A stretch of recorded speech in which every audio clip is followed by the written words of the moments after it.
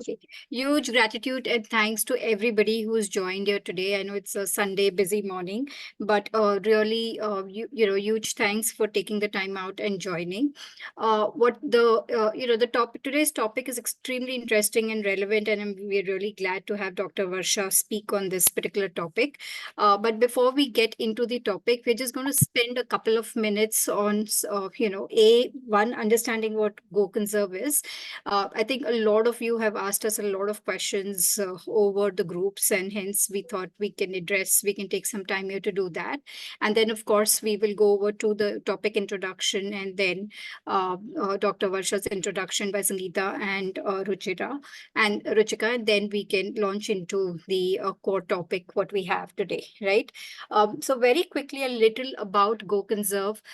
We've been faced with a lot of questions in the past couple of months, and essentially, if GoConserve is an NGO that was founded in 2022. It's essentially founded by 4 environmental enthusiasts. All of us are working in leadership positions in a leading $2 billion global firm headquartered out of New York. And this has been like a key, one of the key discussions during our break times in terms of how the environment, the rapid degradation in the environment. And that's where we thought that, we really need to stop just talking about it or just exchanging WhatsApp messages, but what is the action that we can take, right? And that's when GoConserve was really formed in 2022. Our vision as such is essentially to protect natural resources for the future generations. And you will see a lot of reference to that in all our discussions. We keep saying that we have to preserve the environment for our grandchildren, and that essentially is driven from our vision as such. The way we really execute it is in multiple ways. One is a lot of awareness campaigns on environment related topics, because we believe we really want the 7 billion people in the world to do environment related initiatives in an imperfect way, rather than a handful of us or handful of people really doing it perfectly, right? So we believe environment awareness is the key, and that's why we focus a lot on awareness, so that everybody does their little bit for the environment, right? Second is driving eco-friendly activities with on-the-ground implementation. So you've seen some of the initiatives we've taken. There could be a couple more, but essentially all of these initiatives that we've kind of driven as such, right? And finally, inspiring more hands. We really will probably in the future take up, our idea is to inspire one person at a time, and hopefully in the future we could even take up some physical on-the-ground activities. But right now, most of them are platform-driven activities that we're doing, right? But we hope with each of these activities, we're inspiring more and more people to become and turn towards eco-friendly, small initiatives in multiple ways, right? Some of the initiatives we've carried out so far. The first has been say no to single-use plastic. I think a huge success. We distributed almost over 1,500 to 2,000 cloth bags in manufacturing firms, in schools, in various such such settings. And we also kind of not only gave the cloth bags, but we actually gave lectures as to what is a challenge of using single-use plastic and why they should not be using it. So I think that was a great initiative. We are also trying to coordinate with the TMC, Thana Municipal Corporation, essentially to kind of stop, saying no to single-use plastic. And we've come out with certain thoughts there, which we've also been piloting in a couple of complexes. So that's the second thing. We started the free exchange textbook program. Essentially, all of us were very, very sensitive to the trees that are being cut for paper. And I think that's where we've met a lot of you out there, right? So free academic books exchange, followed by home items and novels as well exchange. We've just recently launched even the Unexpired Medicine Collection program in collaboration with NGO Sneha Setu.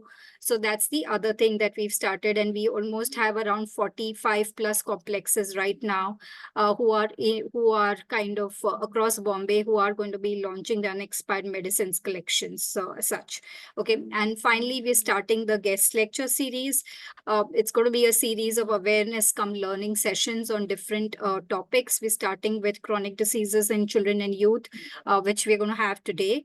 But we'll extend it to bioenzymes, composting, kitchen gardening, millets, water harvesting, and some similar topics as such, right? In addition to this, as we expand and, again, like I said, all the founders, we are also working and we are in pretty senior positions. So we also have limited bandwidth or limited time on our hands.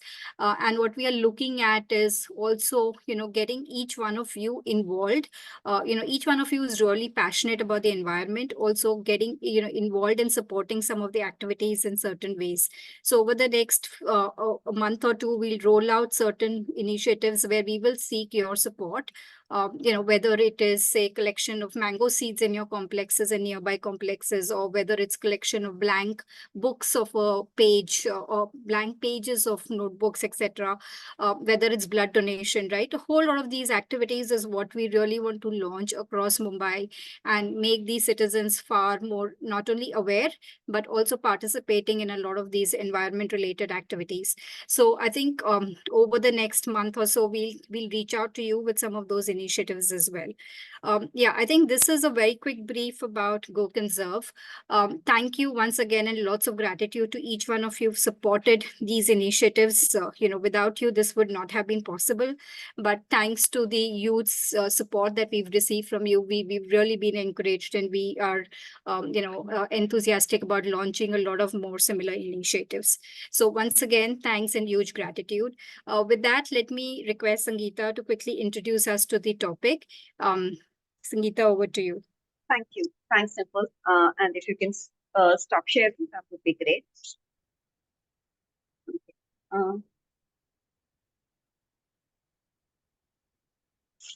Okay. So good morning, and once again, everyone, welcome to today's session. As you all know, आज का हमारा विषय है preventing chronic diseases in children and youth, a way forward. Now, let me just give you a brief on why this topic. I think it doesn't require a brief, but still, why we chose this topic. I'm sure, a lot of you would have come across, this disturbing trend where children are suffering from lifestyle diseases recently or lately. In fact, on this, Apollo Shine Foundation, they carried out a study they carried out actually a health assessment on 10,000 children and youth in 2023. And the findings were really disturbing. The findings were like this. 17% of the children screened had pre-diabetes. 19% were either overweight or obese. There were 6% who had hypertension, and that included children as small as 7 years old. So, given this kind of a situation, it's important that we start looking at this very, very seriously before it is too late. And as we were researching on this topic, what the research and the information available says is, what are the key reasons for this?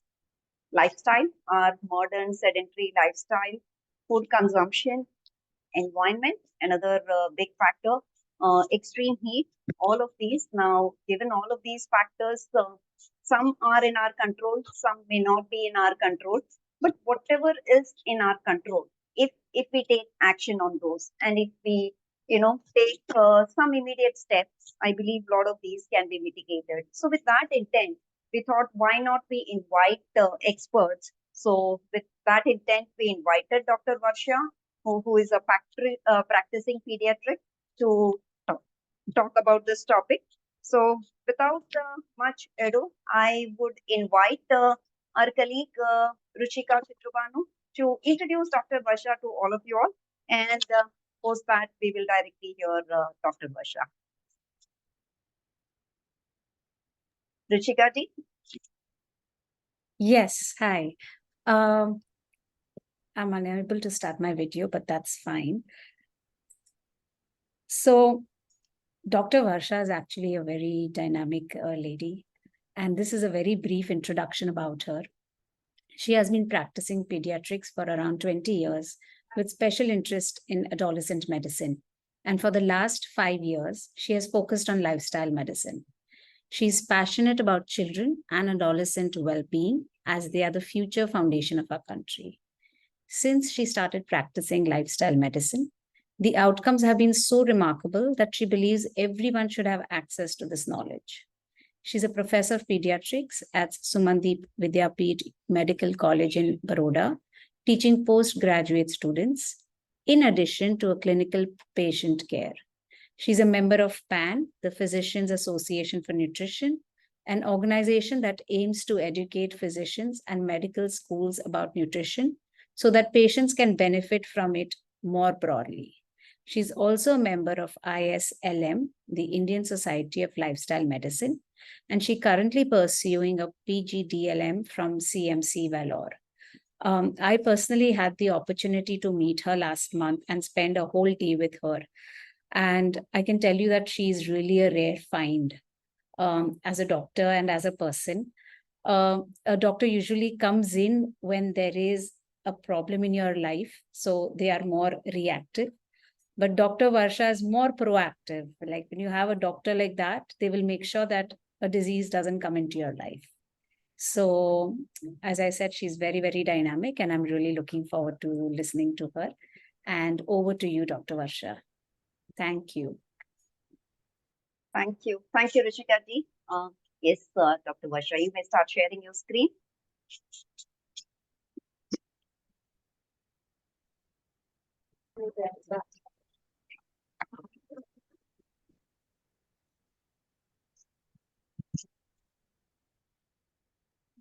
Good morning, everybody. Am I audible? Yes, Dr. Varsha, you are. Good morning, everybody. Thank you, GOConserve, Jaina, and Ruchika, and all of you for giving me the opportunity to help and prevent diseases in children. Awareness is my passion. Okay. So the topic for today is preventing chronic disease in children and young adults. Now, whenever you need to prevent something, you need to know the root cause. So my topic is for today is divided into 3 subheadings. One, we'll see how children present with these diseases. In brief, what is the science? And lastly, what can we do about it? Okay. So why this topic of preventing chronic disease in children has come up? I've been practicing since 20 years. Initially, we used to see a lot of infections and, pneumonias, meningitis, cough, cold, diarrhea, everything in children. And we rarely saw children with diabetes, children with blood pressure, children with heart disease, children with high cholesterol, children with obesity. In the first 15 years of my practice, I have rarely seen those. It was like 1 or 2 cases of diabetes in a year. I practically see 1 case of diabetes every week or even say every fortnight nowadays. Okay, for the last 1 year, that is the incidence that has gone up. Okay, so what is the root cause why this incidence has spiked? It has literally spiked in this thing. I cannot move the screen. Just click on the slide, Dr. Varsha, and then move it. You should be able to. Okay, yeah, just. Sandeep, in the meanwhile, I think, yeah, everybody else's is muted, right? Yeah. Still not. You may try Not removing it moving. from. Give me a minute. I have the presentation. Let me start sharing You it. can start. Okay, So, great. now, these are a few questions to the audience. Did you know that hardening of arteries begins in childhood, making pediatric heart disease a health issue? What we say heart attacks, is because there is cholesterol and fat deposited in the blood vessels, making reduced blood supply. That is as early as 6 to 7 years. Okay. Did you know that despite, we all know fruits and vegetables are healthy, but this was a survey where less than 50% of teens eat at least 1 serving of fruit. Like I have parents who would panic if the child does not drink that glass of milk in the morning, but they would not bat an eyelid if the child has not had fruits or vegetables in 1 week. Okay. Did you know that infants start developing taste preferences in the womb? So nutrition of a pregnant and a lactating mother is equally important. Did you know that obese children are more likely to become obese adults? And obesity is the underlying cause of all chronic disorders. Did you know that you have the power to optimize your family's health by preparing and serving delicious whole food plant-based meals to prevent disease?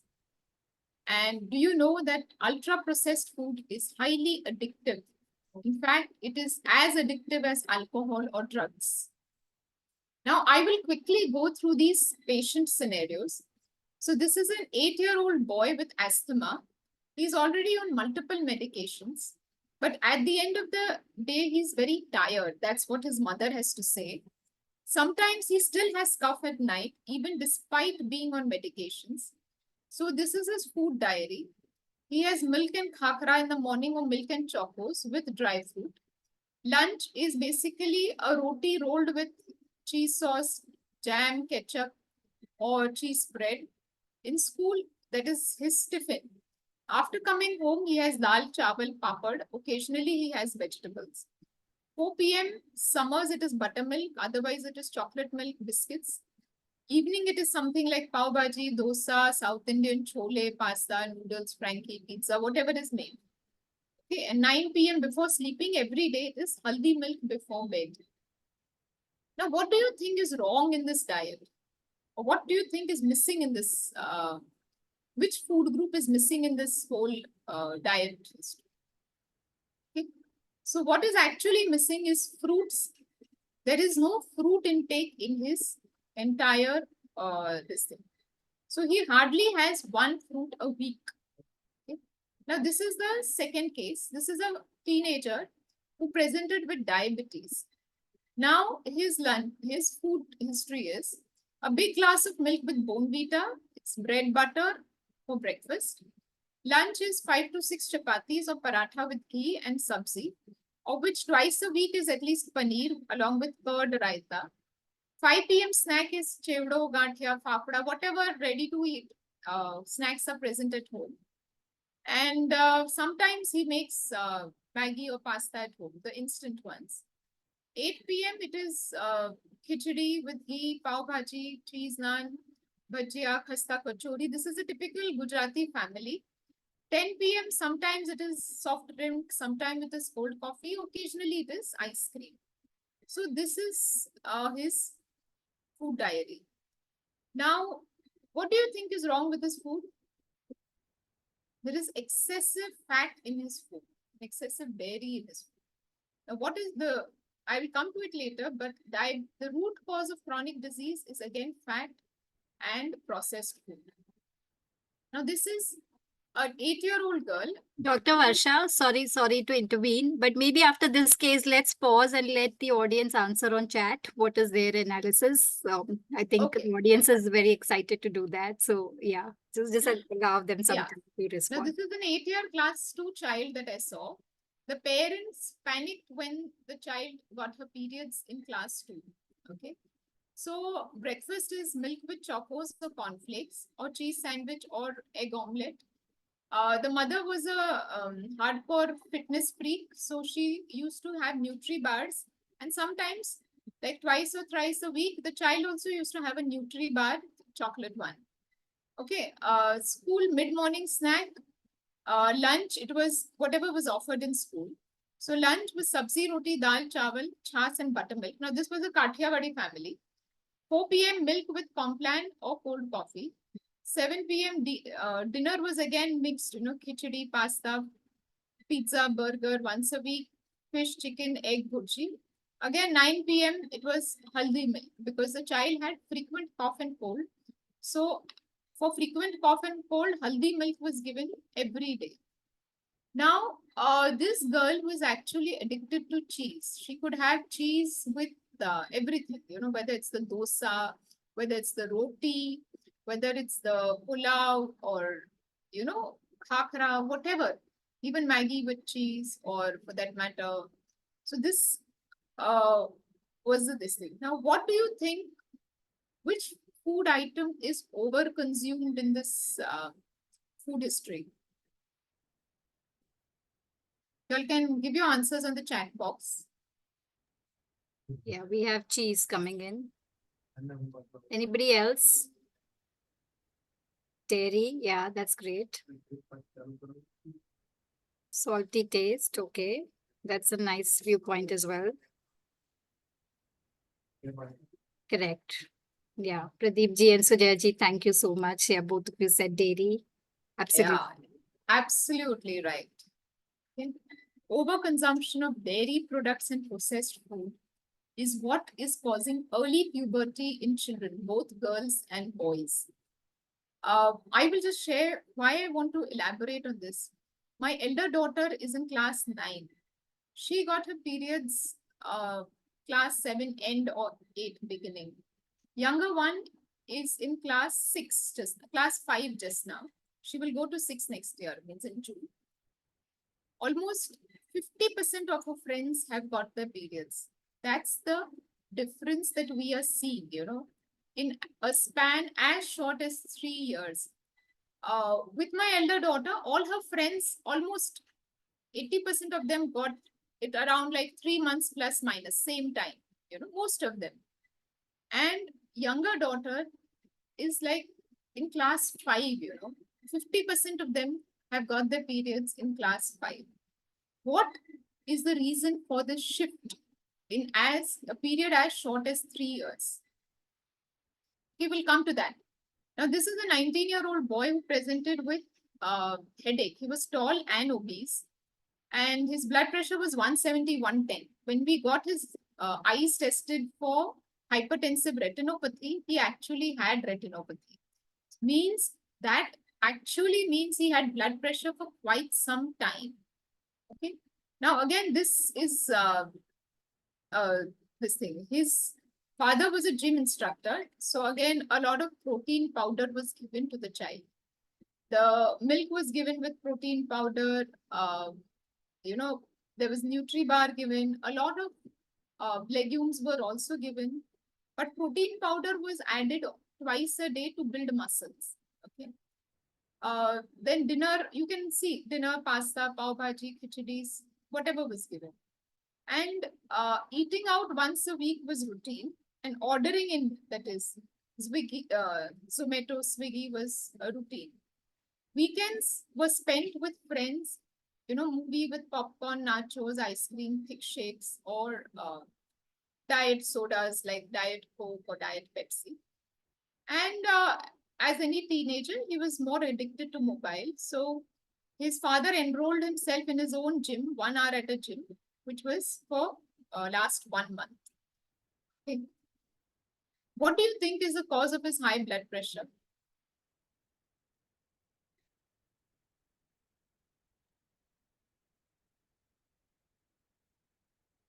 Anyone?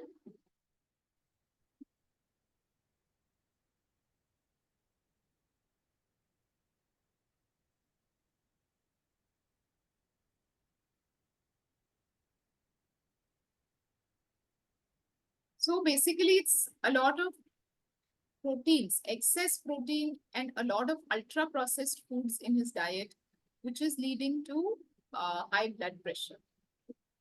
Now, this is the scenario where we routinely see when we go out. Okay? And children are attracted to these bright, vibrant colors. That is why it's purposely made so bright and vibrant. Okay, now I will just share with you certain statistics. All across the globe, the leading cause of death is non-communicable diseases. India also switched over by 2005-6 to the leading causes heart disease, followed by respiratory diseases, diabetes, cancer. Okay, so 75% of patients, almost 74% die from communicable diseases. Okay, and we are seeing a rise in cancer amongst children as well. Now, amongst all these disorders, when this is the Lancet study, Lancet is a very reputed journal in medical history. So poor nutrition is responsible for 20% of these deaths. This is 2017 data. Okay, it's almost 7 years back. I personally feel almost 50% of global burden disease is because of poor nutrition or malnutrition, means wrong food. Okay, so this is even higher than tobacco causing lung cancer, high blood pressure, or even any other health risk. So food is the biggest cause of disease. So this is again the global this thing. We also have 22% of this caused by food. So these are the headlines. This was the Mumbai Times of India in March, 8 crore Indians obese and 1 crore among them between 5 to 19 years of age. So we are seeing obese children. Previously, we used to see, malnourished children. Sab hadiya dikhti thi, all bones and all skeletons were seen. Now we see overweight children, and it is across socioeconomic strata. It is not only the higher socioeconomic strata that we see obese children, even in the poorer, because ultra processed food is dirt cheap, I used to go to a tribal village where feeding a child a banana, which cost probably less than 2 rupees, versus a packet of Gopal chips, which at that point of time was costing 3 rupees. This is around, again, 2017 or 18. And 3 or 5 rupees, it was easier to feed a toddler chips rather than a banana. That itself says how addictive this food is. Now, this is again 2016 Indian statistics, which show the incidence of obesity and overweight rising up in India. Okay, so we may be a generation of parents or grandparents who will be seeing our children and grandchildren more sicker than ourselves. So what is the cause of this trend or shift? Our consumption of fast food, oil, ghee, fried food, added sugars, refined grains, dairy products, and reduced consumption of fruits, vegetables, whole grains, legumes, and beans. So this is what we are eating. This is the this on the side is the Indian fast food, which is deep fried. The mithai, which is dairy based, and these are the ready to eat dairy products. When you walk into a mall, instead of seeing fresh produce, you are attracted by all the packaged food that you see around. Okay, now what is ultra processed food? Now we are going to come to the root cause. The major root cause that what I am going to address is ultra processed or processed food and dairy. Now, what is ultra processed food? Food that is wrapped in plastic with at least one ingredient you wouldn't usually find in a standard home kitchen. Okay, so any packet you pick up, you read the labels, and if you cannot identify substances that are present in your kitchen, like something it will be written as C150, E333, aspartame, or there are more than 5,000 different names, high fructose corn syrup, sweetener 555. There are multiple names to it, sucrose. Okay, so there are in fact 300 names of sugar which are modified and written on those packets, and it is not same as sugar. We'll come to that. So another definition is industrially produced edible substances, which are known as ultra processed food. Now, what is ultra processed or junk food? Even it is called as junk food. One, it is highly affordable. It is dirt cheap. It is convenient. It is strongly flavored. It is aggressively marketed. And it is highly profitable. That's why I called it commerciogenic, food that is commerciogenic and driven by profits. It is made available so easily and it is marketed. In the US, there are food deserts where you don't get fresh food. You only get packaged food, bread, and ready to eat food. Now, when you go out for any dhaba or thela, you will still find those packets hanging.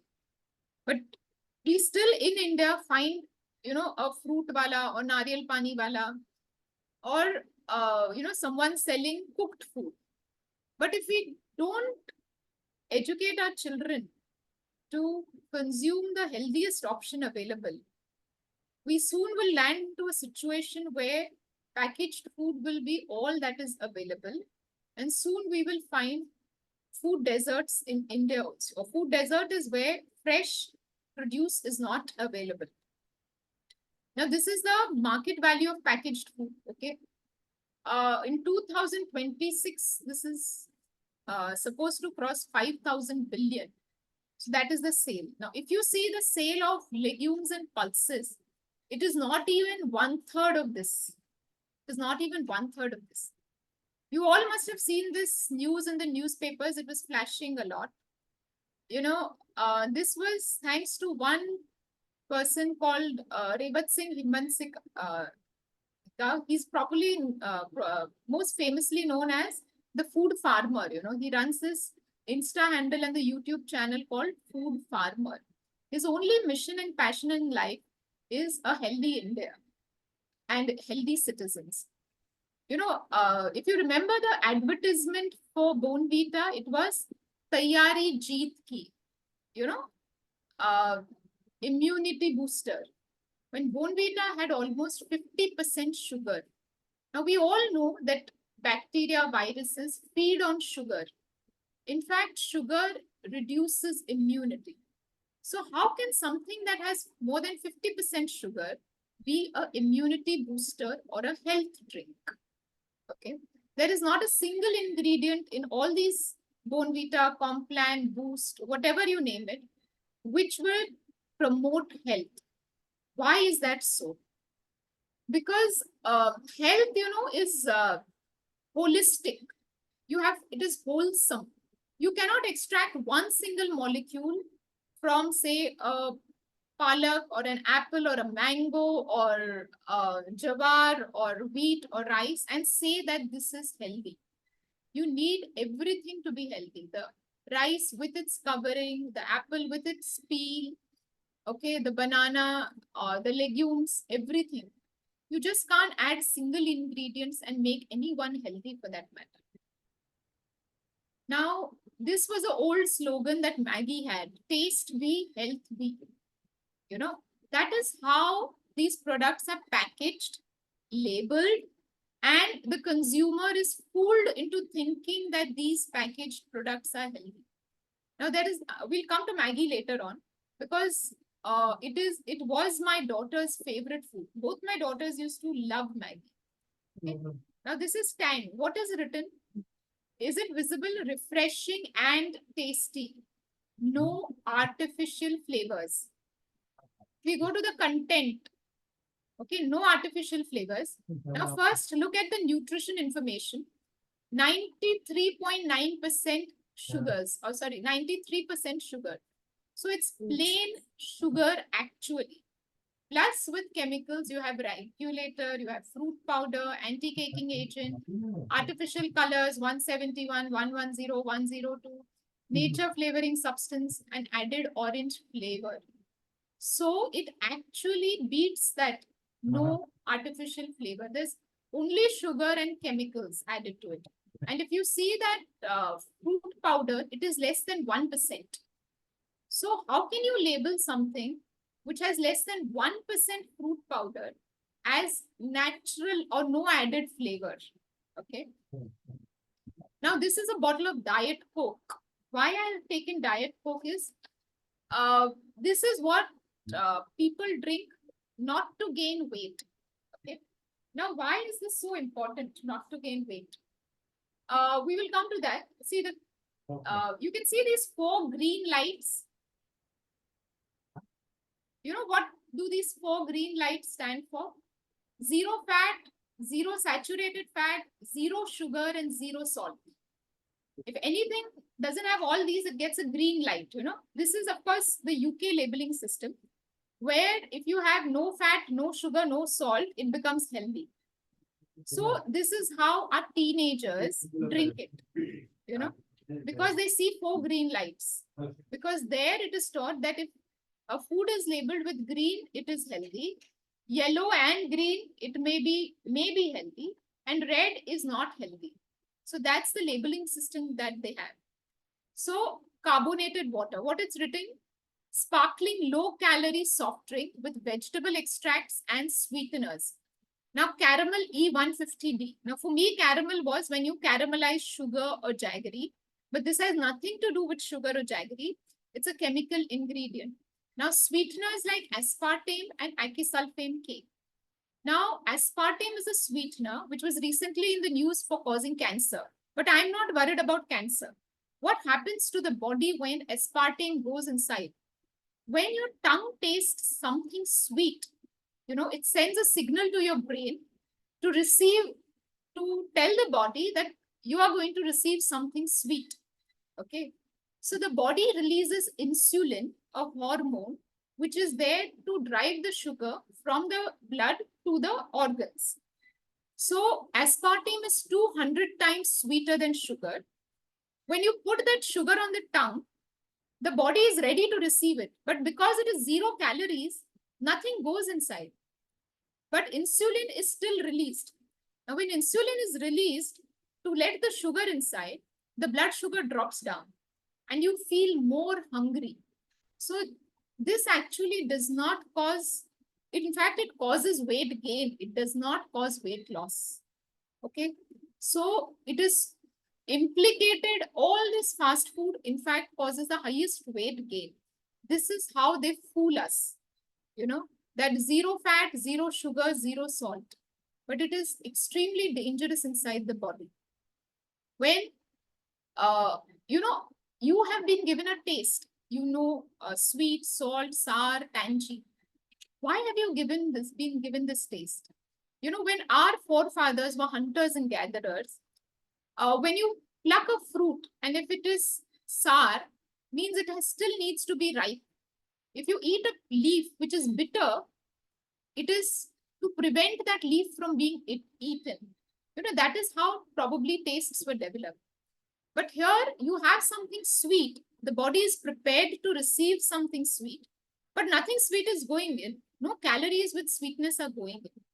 Okay. So the body gets confused. There's a mismatch.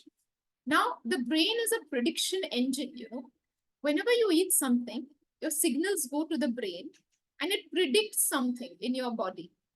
But the prediction goes wrong.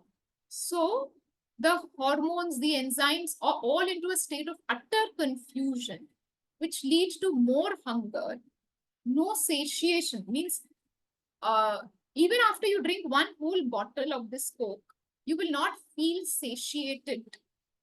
Okay. Now, ultra-processed food tells us lies. Sweetness without sugar, smoothness without fat, and savory without protein. Why? Because all the contents are actually crap. They will use wheat isolate, wheat gluten, soya isolate. Excuse me.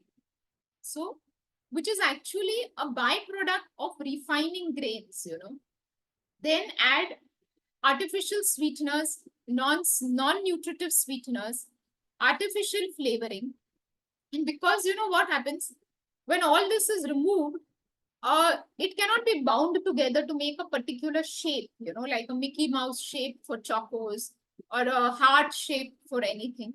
So they add in emulsifiers and stabilizers, which are the E numbers, E133, E444. Now, these again are chemicals which your body does not know how to handle. Okay. So, and how that without low fat, xanthan gum, guar gum, and other fats are added. For protein isolates are added. Okay. So, they give you the taste of everything without any real food in it. And they fool you. Now, on the right, you're seeing the Amazon jungle in Brazil. To the right is the actual dense jungle, and to the left, that brown patches are soya bean fields. Now, this soya is grown to feed cattle. Brazil is the largest exporter of beef. Okay. This was just a picture. I was just to show you how ultra processed food is made from the cheapest possible ingredients. It is usually a combination of commodity crops, that is bleached flour, refined flour, modified starches, and protein isolates. Then you add emulsifiers and stabilizers to bind them. You add preservatives for a longer shelf life. In this process, flavor is lost, so artificial flavoring is added. Color is added to make it more bright, and taste enhancers are added.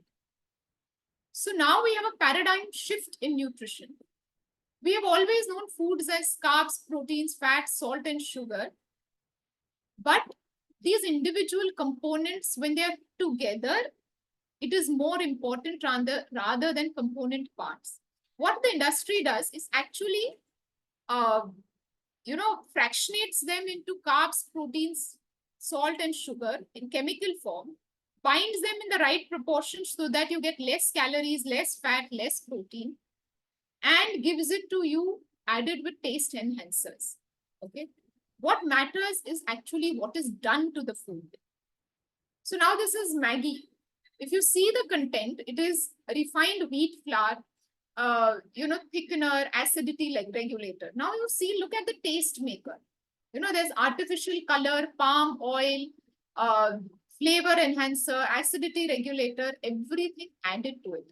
Now this packet would cost probably say 10 rupees. You don't even get an apple for 10 rupees nowadays. Now this is the alternative that I use for my children. This is soya noodles. The content being only wheat flour 67%, soya flour 33%, and salt and water. There are no preservatives, no isolate, no refined flour, and no bleached flour.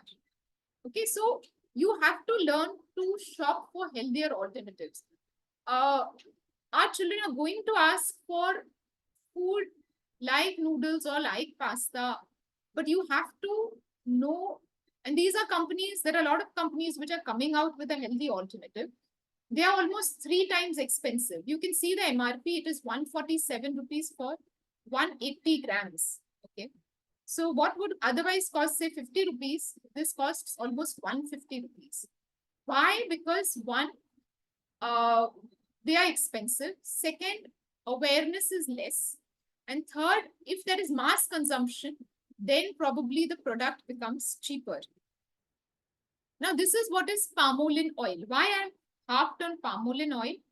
Because we are seeing a lot of fatty liver disease in children. Fat deposited in the liver. And all fast foods have palm oil in it, palm or palmolin or palm stearin or palm fat. To the left, you can see the bottle of palm oil, which is almost dark chocolate brown in color when it is extracted. You can see a plant in between where it is converted to something called as palmic acid, palm oil, or palm fat, which is bleached, deodorized, and the process.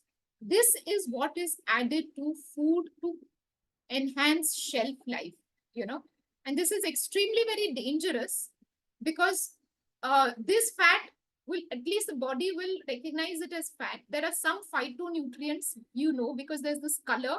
All color signifies phytonutrients which are important for healing.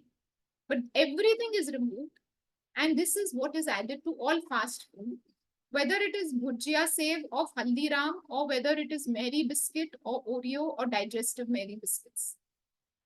Okay, now this is Nutella. Why I show this? Because I used to gorge on Nutella 6-7 years back, almost 7 years back. Now Nutella, 2 tablespoons contains 5 teaspoons of sugar. And 2 tablespoons gives you almost 200 calories. One snack should give you maximum 250 calories and satiate you. This will not even nowhere near to satiate you. It has only 2 hazelnuts. If you see those cashew cookies, I forgot the name. Good choice. Good day, is it? Good day. Good day. One good day cookie contains less than 1 cashew. That is what I want to tell you. Okay, that's how deceptive marketing goes. Now, this is bread which we routinely eat. What is written? Whole wheat bread. How much is the whole wheat? Less than 30%. Here in the first picture, it is 20%. And then the next picture, it is 30%. This is what is written. 100% atta bread. Of course, this is from Punjab, Jalandhar. So they are better off. They have 52% wheat flour. So if it is 100% atta bread and 52%, what a deception. Okay, now why ultra processed food is so dangerous? Now this is a research paper on the right which was published, but I'm not going to go into the science. What happens is all chronic disorders have their origins in childhood. So if you have a lot of ultra processed food, you're more prone to obesity. The more you're prone to obesity, the more you're prone to all chronic disorders. Cardiovascular disease, heart attacks, strokes, cancers, high blood pressure, diabetes during pregnancy, fatty liver, dementia, depression, and increased all-cause mortality. So this is what regular consumption of ultra-processed food does to your body. And it's not just the salt, sugar, and fat. Mind you, it is more of those chemicals which interact with your gut, bacteria, alter your hormones, enzymes, and alter with your mechanism of hunger and satiety. Now that was ultra-processed foods. We'll come to it back again later. The second most important culprit that I have seen is dairy. Everybody is like, is dairy important for children?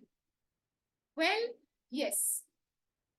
But what is important in dairy is the vitamin D, the protein, and the calcium and the fat, which are important for growth.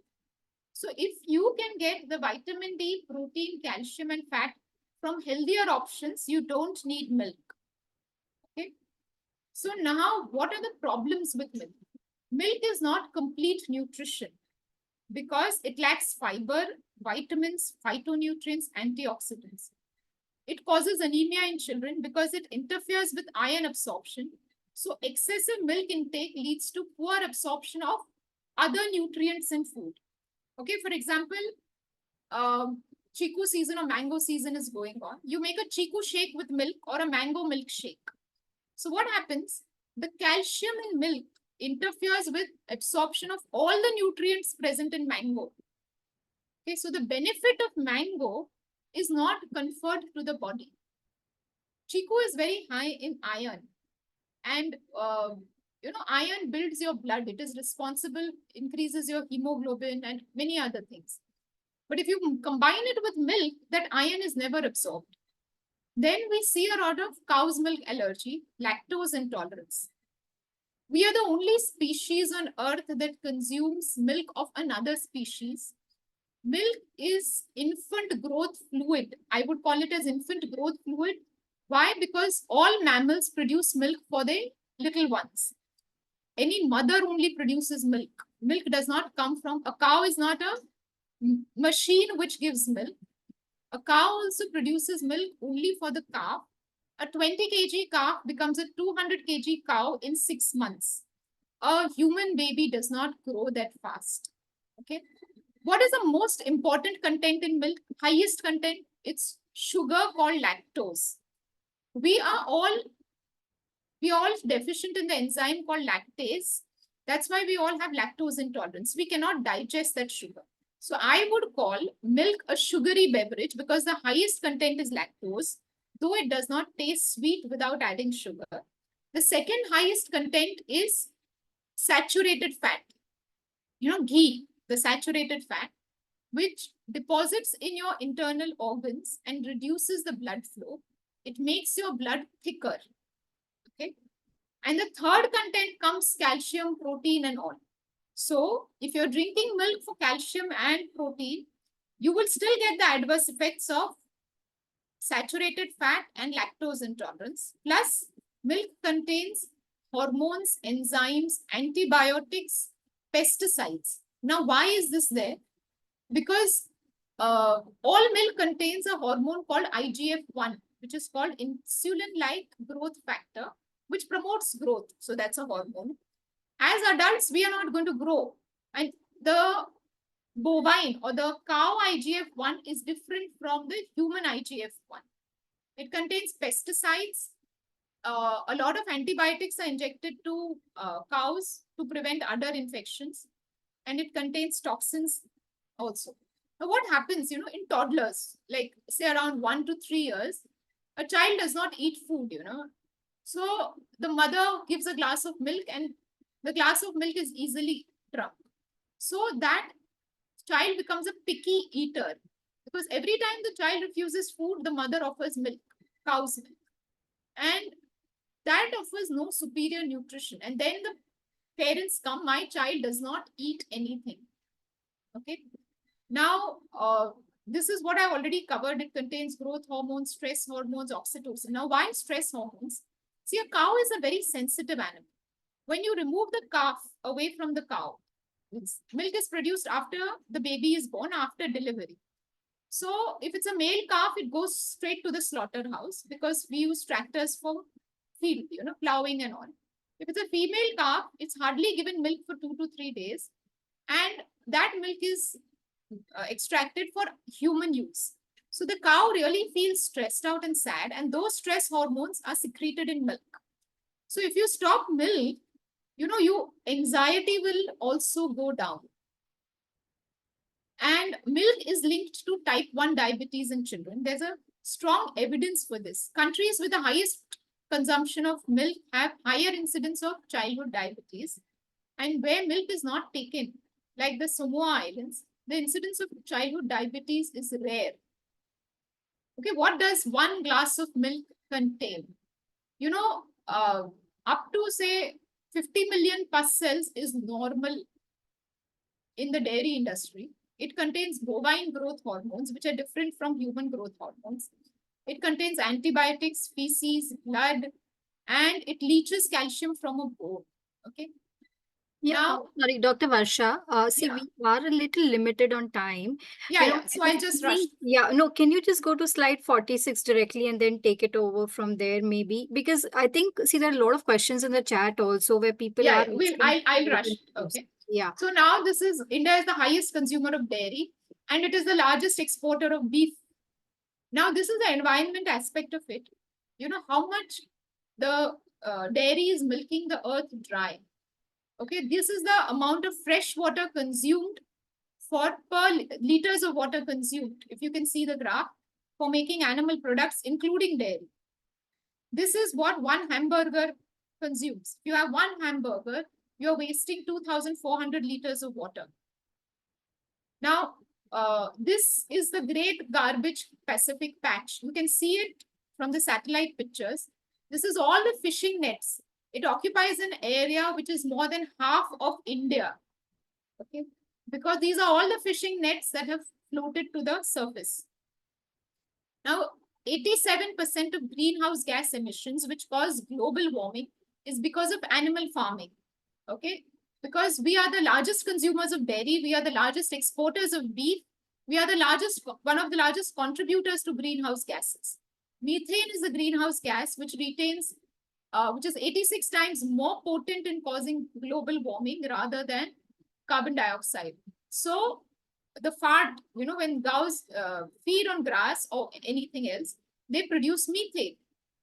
And this is what the Indian government also says: eat plant foods to fight climate change. The food on your plate is not only responsible for your health, it's responsible for this planet as well. This is what the United Nations says. Okay. Now, what is the impact? If 82% of the world's starving children live in countries where food is grown to feed animals for export, for meat and dairy. Okay. Now, what are the health issues with children that I commonly come across? Recurrent cough and cold. The moment you stop milk and milk products, milk, cheese, butter, paneer, ghee, ice cream, all this, the cough and the colds die out or melt down. Asthma, type 1 diabetes, acne in teenagers, obesity, hormonal imbalances, early puberty, arthritis, generalized weakness. All this is triggered by dairy. Now we come to the solution. Solution is a whole food plant-based lifestyle. Now this is the pyramid of what we advocate. The base is water. You have to be hydrated enough. Because sometimes hunger signal and thirst signal is confused. You're thirsty, but you don't realize it, especially children. And you eat food, so you overeat. The next layer is green leafy vegetables. They form the base of the pyramid. How many green leafy vegetables do you consume? Either raw or cooked. We advocate at least 50 grams of greens per person per day, whether raw or cooked, preferably half raw and half cooked. Then comes fruits and vegetables, then comes grains, legumes, etc. Now, how do you consume green leafy vegetables? I would take another session for this, how to do a green smoothie, okay? That is very, very important. So what are the green leaves that you consume? Palak, coriander, mint, fenugreek, methi, tandarjo, that is amaranth, beetroot greens, carrot greens, and there are lots of other greens that can be consumed. Okay.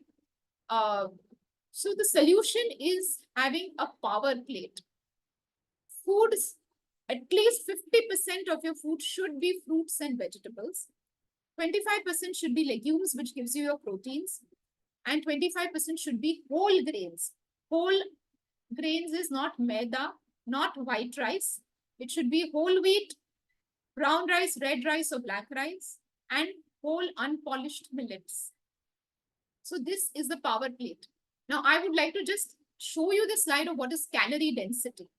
When you eat food without fiber, food that is highly processed, it doesn't satiate you because it just doesn't distend the stomach to that extent to send the signals to the brain that I'm full.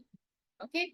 And when you eat this, fruits and vegetables, like beans and rice, dal, rice, whole wheat chapati, you feel satiated for a longer period of time. Now, this is one MAC meal, 1300 calories, and these are 18 apples giving you 1300 calories. Can you eat 18 apples at one go? No, it's impossible. So it's impossible to overeat healthy food, but you are addicted to food that is processed food, and you can easily overeat. Okay, so have a food which is nutrient dense, that is fruits and vegetables, which help to heal and boost your immune system. Plant foods with maximum nutrient is found in the skin and just below the skin. So stop peeling your fruits and vegetables. Eat the apple with the peel, the chiku with the peel, lauki, the bottle gourd, the cucumber. Peel something like bananas, pineapples, watermelons. You can, remove the peel, like how a monkey would eat. And why is it important? Because the fiber in the fruits and vegetables bonds with the sugar and fat and leads to very slow release of these sugars and fat into the body. Okay. Yeah, but So how to Dr. Varsha, there was a question here, right? Given that the peels in themselves have a lot of pesticides these days, and given that, even organic vegetables and fruits, I mean, we really can't even trust them if they are 100% organic, right? So again, that is why today we remove peels, because we believe there are a lot of pesticides. So what is your thought? Yeah. See, whenever they spray pesticides, the pesticides are not concentrated on the skin. They go up to the core of the fruit or vegetable. They are there up to the core. So Okay. you're not going to eliminate the pesticides by peeling. What happens when you peel? You lose the fiber. One. Second, maximum nutrient is present in the skin and just below the skin. So, you don't know that it's 1 millimeter or 2 millimeters below the skin.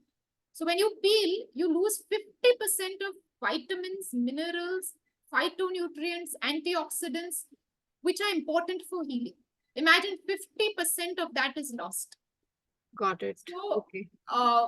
It is, I would always say, even if you don't get organic fruits and vegetables, still have those fruits and vegetables better than packaged food. Okay. Got it. Okay. Because I don't want to go deep into the science. If you want the science, the body has a mechanism where in the large intestine, the bacteria would feed on the, the pesticides and all. And there's an interaction which prevents those pesticides from affecting your body unless you have a compromised food immune system. So Got except for cancer patients where we advise organic, but still fruits and vegetable, whether organic or not, are much, much better than having packaged food. Got Okay. it. And somebody's also asked a follow-up on that. What about the wax layers on the apples? Yeah. So wash them in warm water, soak them in vinegar or baking soda for 20 minutes before using them. Okay, Okay. See, perfect. as far as possible, try to source organic. If you can't, wash them with vinegar or baking soda by soaking them for at least 15 to 20 minutes. Okay, great. Okay, I think that's a great solution in that case. Yeah. Okay, and then you can have it with peels, right? Yeah. Yeah, and even the wax layer on apples, is that also getting addressed or Yeah. that? So what I would suggest is buy local, buy Kashmiri apples rather than the Honey Crisp and the Gala variety, which is, Yeah, comes across thousands of kilometers. got it. Yeah, okay, absolutely. Okay, is that way to recognize Kashmiri apples? I mean, we know Uh, the Vela variety for Yeah, sure. they are not, bright red, shining red. Nahi hota. They are dull in color, not that bright red. And they have stripes of white on it. Okay, That is one way. And you can ask the vendor, I don't okay, want those imported apples. got it. Okay. I think another question is on gluten intolerance. Yeah. Now, gluten intolerance is in children. I find it, majority of it is what I see is as celiac disease, which is a disease where you don't carry the enzymes which can digest gluten. Okay, there's a way of diagnosing it. But nowadays, it is implicated in all autoimmune conditions. Autoimmune like multiple sclerosis, or like Sjogren's syndrome, or like lupus. Now, these are very rare diseases in children. Uh, Gluten was what I personally feel is gluten has been there. It excess consumption is because of bread, pastries, cakes, chocolates. That is where our consumption has overtaken. That is why we are developing symptoms because of those excess refined foods. Imagine maida. Maida is used in bread, all bakery products, khari, biscuit, cakes, pastries, muffins. Plus, it is added to khakras, samosa, kachori. All the covering is in maida. So you're overeating those stuff. So if you're eating whole wheat roti or whole wheat bhakri or whole wheat kachori, samosa, it is okay if you're not intolerant to it. And allergies die out with time if you're allergic to it, provided you eat the whole, not the maida, the Okay. refined one. Okay, if you're totally intolerant, replace it with millets or with rice. Okay, got it. Okay. I think, yeah, I think maybe you just want to, I think this is your last slide. So if you just want to Yeah, go over that, yeah, and then I think there are a couple of questions which we want yeah, to yeah. take as well. See, So now, how do quickly you go. do it? As parents, you all have to be role models. You know, uh, you yourselves have to start eating healthier, and your children will take suit. Spread this awareness amongst schools.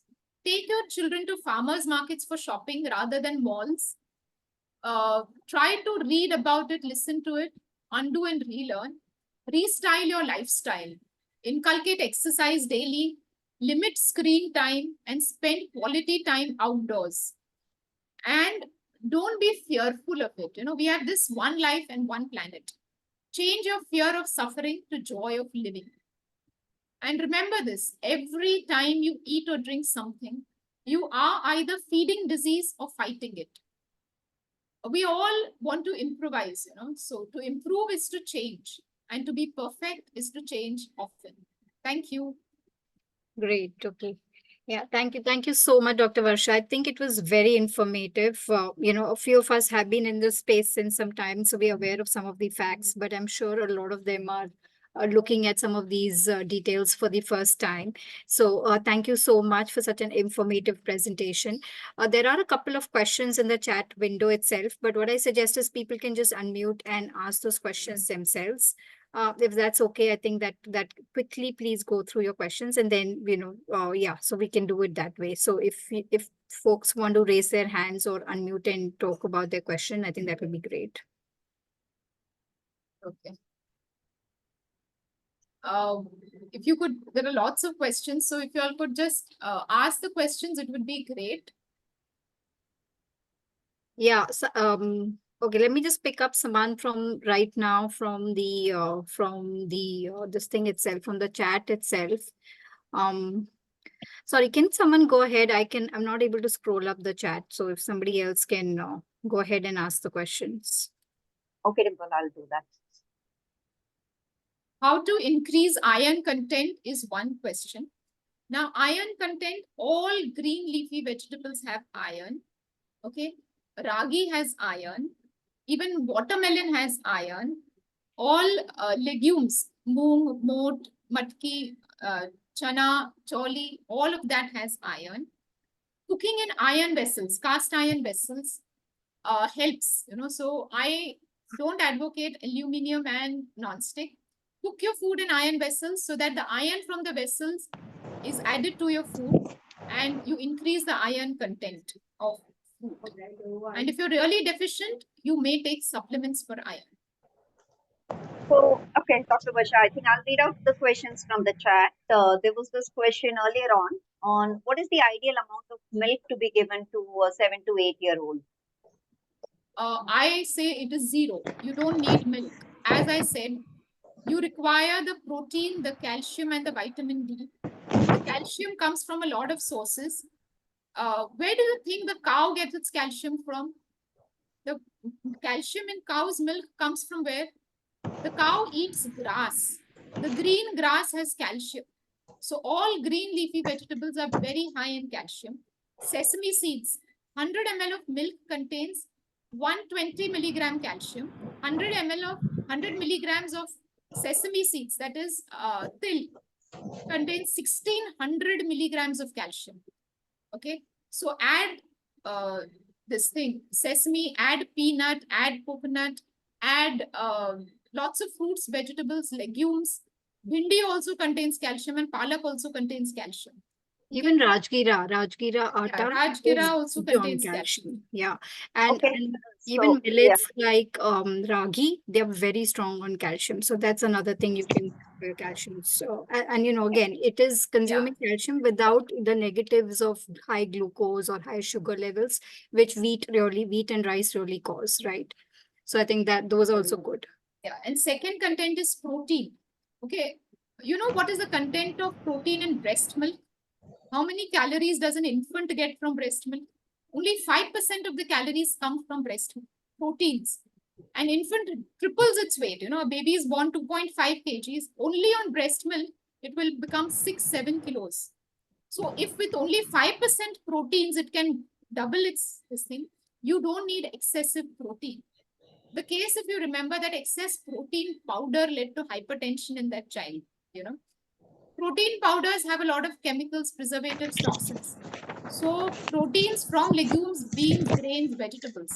All plants contain all the 20 essential amino acids. You don't need to take milk or non-vegetarian. I've muted. Yeah, sorry. Yeah, sorry. Yeah. Okay, the next question, thank you, Dr. Varsha, for detailed explanation. And Shweta Prabha, I think that was your question. If you're still around, I hope that answered.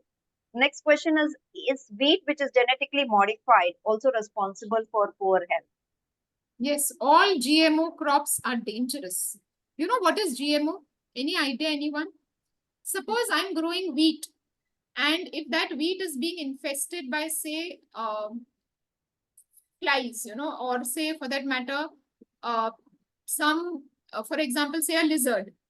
So what GMO is, they take one gene from a lizard and incorporate that gene into the wheat gene.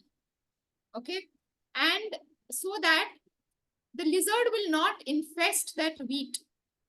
Now imagine you are going to consume wheat, which is genetically modified in such a way to make it resistant to crops. I know of farmers who grow crops and vegetables, for commercial, alag se, and for their own consumption, alag se. Because when they spray such strong pesticides, even birds have that intelligence not to come to that field. When birds also have that intelligence, humans should have that intelligence not to spray. but profits, there is, बोलते हैं ना, लालच की कोई सीमा नहीं है. So, and the companies are not there to serve you health. They are there to make just profit. Okay. So your health is your responsibility, not the company's responsibility. Thankfully, in India, we don't have a lot of GMO, but in US, of course, a lot of things GMO. Yeah, and for that, just check the labels, right? Whatever you buy, make sure it says non-GMO. I think that is the only thing we can do.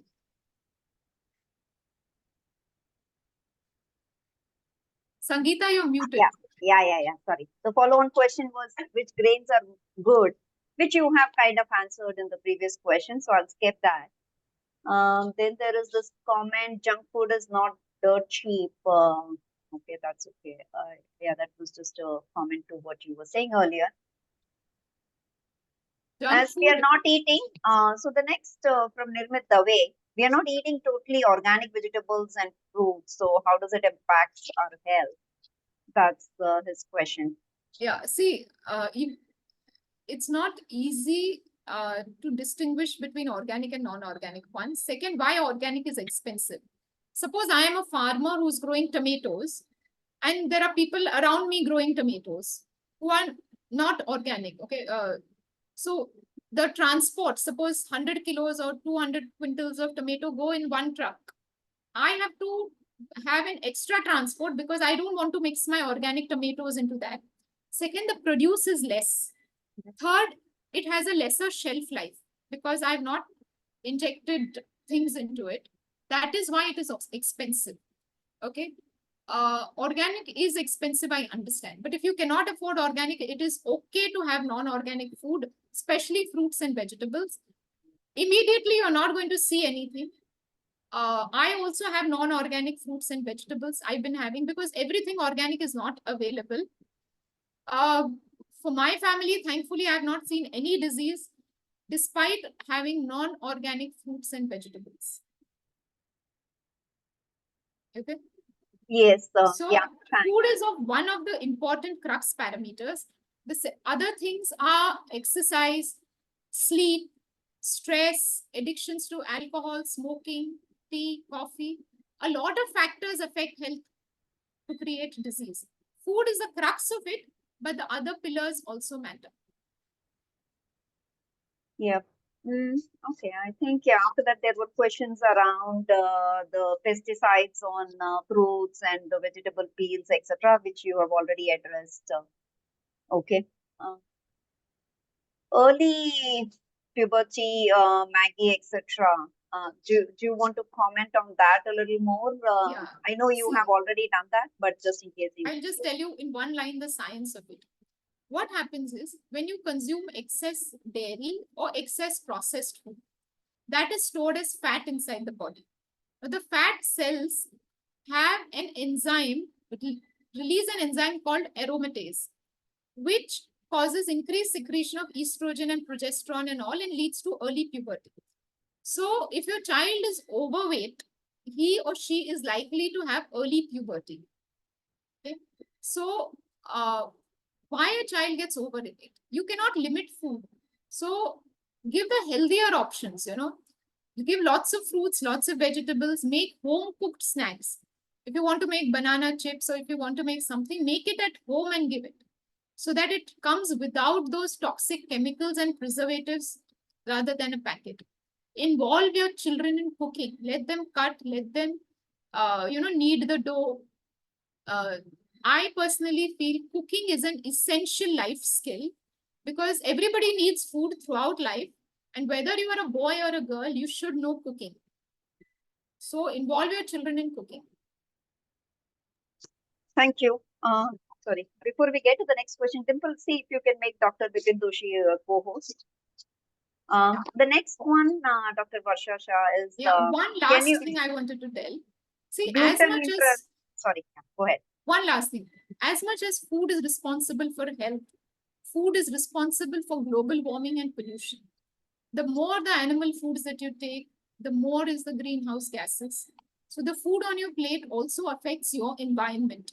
The more the packaged and the processed food, the more the plastic and the aluminum wrappers, the more the toxic waste that goes. Like I will just give you one example. In my daughter's school, every year there's one girl who on her birthday doesn't distribute chocolates. Okay. So her best friend called up her mom, "Hey, what will Vindhya eat so that I can distribute?" Because she never eats chocolates. So her mother said, "Okay, તું છે ને પેંડા વેચી દે, એટલે પેડા for birthday." So she got 2 boxes of peda and she distributed. The principal was very surprised. Why penda, So he called Vindhya. Why you had penda? So she said, when penda is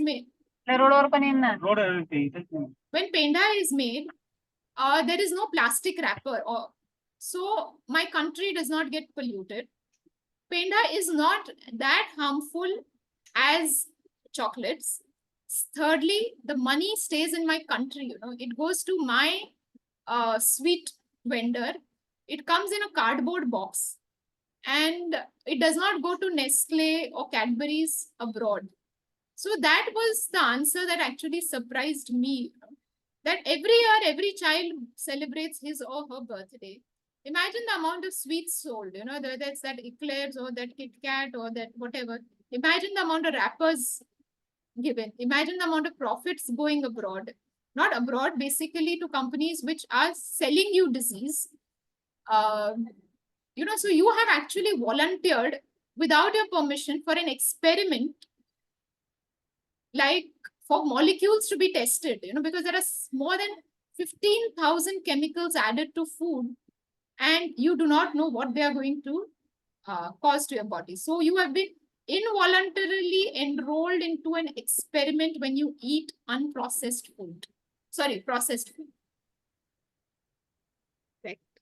Absolutely. And just one more thing, that the point that you mentioned about the plastic pollution when we are consuming all of this processed food, it's not just we are harming the environment, it's all coming back to us, right? There have been a lot of research. Yeah. Microplastics in food. They say that if you burn your body, more than some 5 debit cards with plastic will come out of your body. Yeah. So a lot of heart problems, etc. are also, I'm reading that are relating to the plastic that we are ingesting every minute. So, okay, we'll go to the next question. There was this question around gluten intolerance. If you could address that as well. I addressed gluten intolerance. Okay. Yeah, I think so. Yeah, gluten we discussed a lot. Soaking fruits, we talked about that. Combination of fruits with milk and cereals is what is the right proportion? Fruits should never be combined with milk. You lose all the nutrition if you combine fruits with milk. Have fruits alone. Have fruits ideally can be combined with green leaves to form green smoothies. In children, fruits you can give them with meals, after meals, anytime, because their digestive system is very robust. Okay, in adults, sometimes it causes bloating, dyspepsia, acidity when you combine fruits with major meals. So depends. That is, not every person has the same issues, but whatever way that you want to have fruits and have raw vegetables.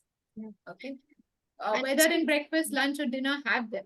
That's important. That's the most important thing. Don't combine them with milk. You can combine them with your routine lunch, routine dinner, as a snack, whatever you want. Yeah. But not milk. Yeah. And ideally, like Sadhguru, for example, advises like you have one fruit daily before half an hour before lunch. So typically having a fruit half an hour before lunch, I think it's great from a digestion perspective. It gets your digestive system into action and it helps huge absorption and helps you reduce your consumption. So you automatically are eating lesser and your weight loss happens much more naturally.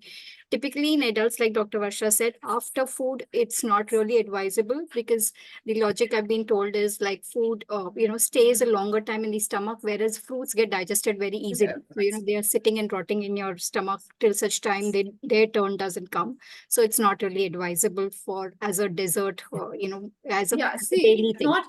I agree. It is not that way. Actually, the scientific explanation is correct, but not everybody experiences those symptoms. I Okay. know a lot of people who have fruit along with their meals because of paucity of time, and they are still doing fine. Okay. Okay. So that you have to individualize and customize. But you have to have 2 to 3 servings of fruits a day, at least 2 to 3 servings of vegetables, half of it raw. So in India, there's no custom of having salad, and if it is very limited. So have a salad which is at least 25% of your meal, total meal. So 25% salad, 25% vegetables, 25% dals or curries, legumes, and 25% whole grains.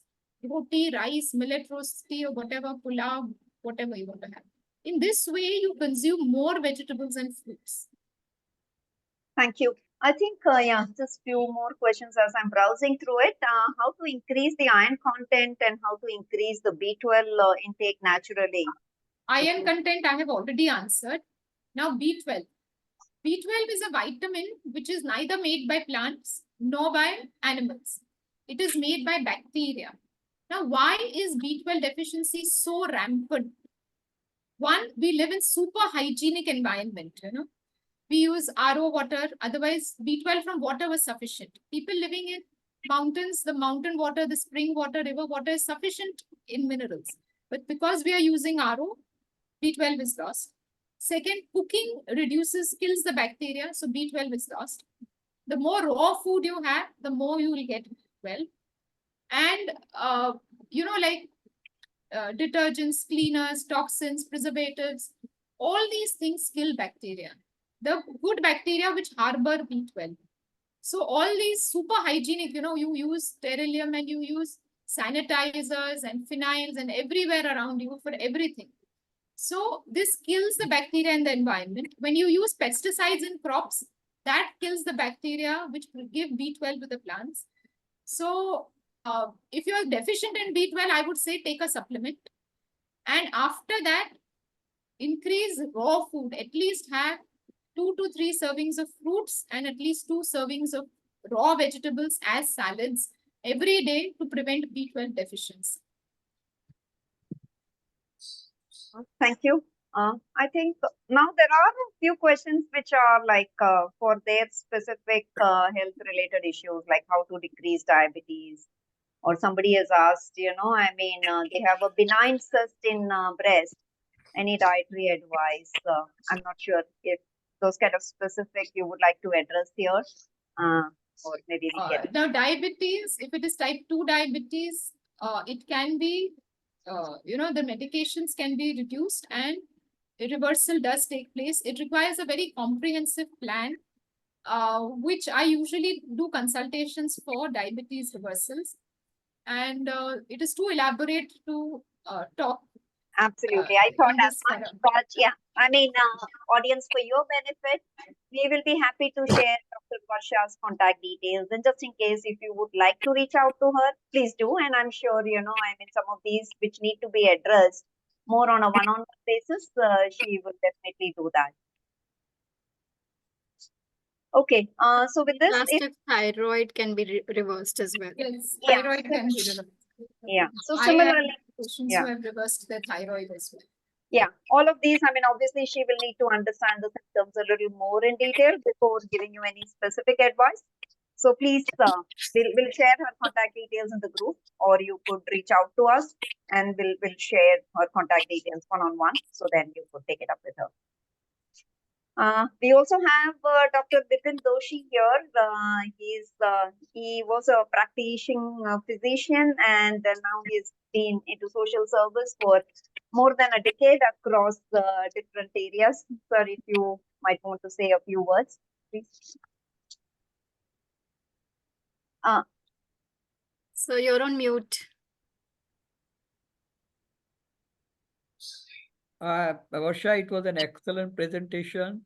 My small meeting with you at Sumandip had actually enlightened me, and also I've started reading a lot about the topics which you talked on that day. And I'm amazed to see. I think Sangeeta, this link should be circulated to as many people as we can. And really, it's an eye-opener, amazing session, Varsha. Salute to you. The content which you are giving, the scientific explanation which you are giving, is very important, along with your I would say, environmental things and other things, the medical doctors would be really will be, like sometimes, we hear from the people who are non-medicals and we get confused, but you have an Yeah, excellent, exactly. then we have a lot of confusion. But here you have a very clear-cut understanding of each and every issues which were raised today. Uh, Varsha, really congratulations. Thank you very much. I'm proud of you. I'm thankful to all of you for this opportunity to spread this awareness, which is so vital for all of us, for our loved ones, for families, for friends, and for mankind in general. Yeah, absolutely. So well said. In fact, as Bipin sir said, it's an eye opener in so many ways, right? I have also, consulted so many doctors, but many times this understanding is not there with the doctors also. I mean, when we ask them, when we go to them for any disease, what we are given is medicines, but no recommendations on diet. Even if we ask them, like, okay, follow your normal diet, but getting into that, and I don't know why. Why is it Now that? I'll tell you why. There's especially as far as doctors have not received this training regarding nutrition. Yes. I had also got it very late in my life, in 2018-19. So that is why when something is not taught to you, it's obvious that you would not be aware of it. Secondly, what happens as far as the processed food industry goes, I always say, do you see an advertisement for an apple or a banana on the television? But you see advertisement for an appy juice or banana chips or potato chips. Because everybody knows an apple and banana is healthy, but they don't know how healthy it is. Everybody knows that junk food is bad, but they don't know how terrible and how dangerous it is. So, Yeah, in this case, moderation does not work. You have to understand that natural food is so super healthy, and that food coming out from a packet or from the factory is actually serving you disease. I agree with Varsha. As a doctor, we are never taught about the nutrition, hardly anything. We read volumes and volumes on various diseases, but we hardly read anything on nutrition, and also we are not update on what's happening in the food industry. Absolutely zero, I would say. And Dr. Bipin, I was been reading a book on health, and it's not only here, even in the US, I think it's the same status. They're Yeah, hardly yeah. given like 3 hours of training in their entire medical course on nutrition, right? And part of it, like that doctor in that book, he said, people, they'll not eat if you tell them to eat a broccoli raw, they will not want to eat it. But if you give it to them as a capsule, or the moment you go and tell a doctor that, okay, this is like, now in the capsule format, they'll start prescribing it, right? But when you will not tell them to still eat it just raw, right? So that's how it is. But yeah, I'm glad people like Dr. Varsha, Dr. Bipin, like you are really changing. I mean, the fact is that food is our medicine, right? I mean, if you just eat your food right, I think very few of us are going to need any medicines at all, right? So I think that's the only thing that we are trying to really unearth across some of our sessions, whether it's this session or some of the other sessions on millets and similar other categories that we are going to be launching in the near future. But yeah, I think that is the power. And again, we're doing this because a lot of benefits I've seen myself. Even I've gone that way, and we've seen a huge transformation in the way some of our natural foods have kind of caused, right? So that's why we're so inspired by that, and we want to spread it and share it as much as possible. So great. So thanks a lot, Dr. Varsha. Ruchika, thanks a lot as well for introducing Dr. Varsha to Smita and me. So I think immense thanks to each one of you. Huge gratitude again for each one of you for having taken time out. Do watch out. Sorry, is there a question, Swati? No, there are no questions. No, I just would like to add that I first time bought Ruchika to Sumandeep, and Ruchika has been very good for all this, especially for the veganism. Right. Yeah. Okay, Absolutely. so with that, we will be posting this session on the WhatsApp groups, as such. So would really encourage you to share it with your friends and folks. And we hope you continue to join us in a lot of more of these GOConserve sessions, as well as activities that we are planning to launch soon. So thanks a lot, everyone, for your support. Yeah. Thank you. Thank you. Thank you. Thank you. Thank you everyone for joining us today. Sorry, Dr. Varsha. Yeah. Thank Thank you, you everyone. Yeah. And remember that every pill has an ill, but there is no pill for every ill. Okay, so with that, wishing you all a great health and thank you for everything. Thank you. Thank you, audience. We'll be back again next month with another session. So hope to see you all there. Bye. Have a nice day, and we're going to